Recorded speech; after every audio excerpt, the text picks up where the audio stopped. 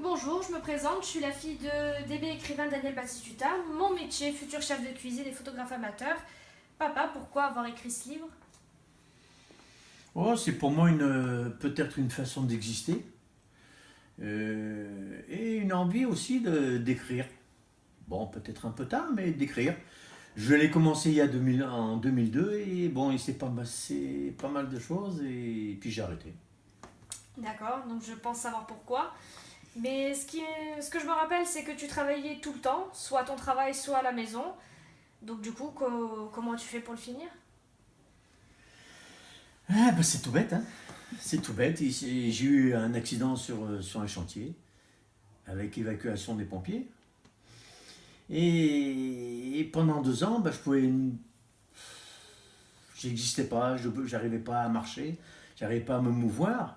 Et comme j'étais, et je suis encore, j'espère, un homme assez actif, et j'ai commencé à ouvrir les tiroirs de mon bureau. Et un jour, je suis tombé sur le roman que j'avais commencé en 2002. Et de fil en aiguille, en regardant les scripts, euh, en regardant bon, mes mémoires, je me suis dit, tiens, pourquoi pas. D'accord, mais qu'est-ce qui finalement t'a amené à ce sujet-là, à cette histoire dans ce livre? Qu'est-ce qui t'a amené à cette histoire-là? C'est une histoire qui rappelle, c'est vrai, par rapport à mon premier jet du livre, ben, ce qui a changé, c'est que c'est l'accident, quoi. C'est que j'ai failli mourir. Pas physiquement, mais mentalement.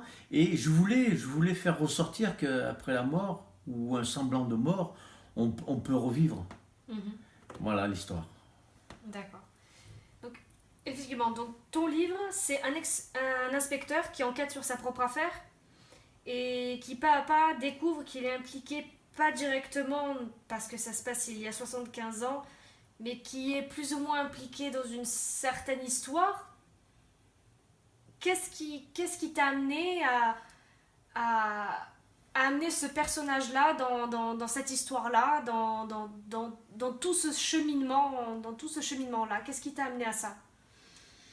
Ben un peu, voilà, toujours c'est le même principe de la mort et de vouloir absolument vivre après cet accident.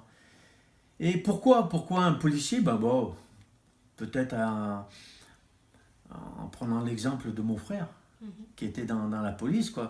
Donc je voulais faire un lien aussi entre la mort et mon frère et moi. Et voilà ce qui a tout déclenché, quoi, cette histoire-là, quoi. Mhm. Donc j'ai lu ton livre et vers les dernières lignes, tout se dévoile.